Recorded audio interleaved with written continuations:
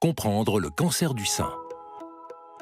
Avec 42 000 nouveaux cas par an en France, le cancer du sein est le plus courant chez les femmes, mais il touche aussi les hommes.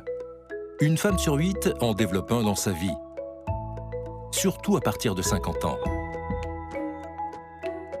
C'est la première cause de décès par cancer chez les femmes, mais détecté suffisamment tôt, il se guérit dans 9 cas sur 10. Le sein se compose de graisse, de lobules qui produisent le lait, de canaux qui transportent le lait jusqu'au mamelon. Les tissus mammaires sont influencés par des hormones, œstrogènes et progestérone, produites tout au long de la vie, à la puberté, lors de la grossesse ou de l'allaitement. Il existe différents types de cancers.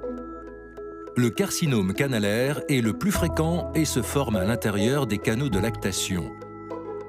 Diagnostiqué assez tôt grâce à la mammographie, il reste non invasif et on en guérit dans presque tous les cas avec un traitement adapté. En revanche, sans traitement, il peut poursuivre sa croissance et devenir invasif en se propageant à l'extérieur des canaux de lactation. Le carcinome lobulaire se forme dans les lobules. Les cellules cancéreuses traversent leurs parois et se développent dans les tissus environnants. D'autres cancers, plus rares, ont des caractéristiques plus visibles, comme le carcinome inflammatoire. Le sein devient rouge, enflé, chaud et peut avoir un aspect peau d'orange. Les cellules cancéreuses se forment d'abord dans les canaux mammaires, puis migrent rapidement vers les vaisseaux lymphatiques de la peau.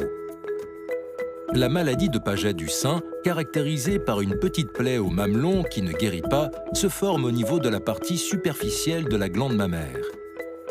Il est fréquemment associé à un autre cancer du sein.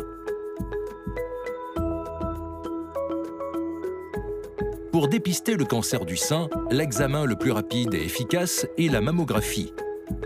Elle permet de rechercher les anomalies de la glande mammaire. Il est conseillé de prendre rendez-vous juste après les règles, quand la poitrine est la moins sensible. Cela permettra d'obtenir des images plus nettes.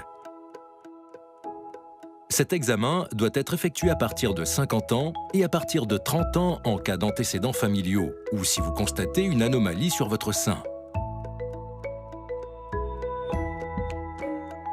La mammographie est remboursée par l'assurance maladie à hauteur de 70% et à 100% à partir de 50 ans dans le cadre de la campagne de prévention. Retrouvez toutes nos actualités sur humanis.com. Well, I have your scan results. Yeah. And you're showing signs of remission.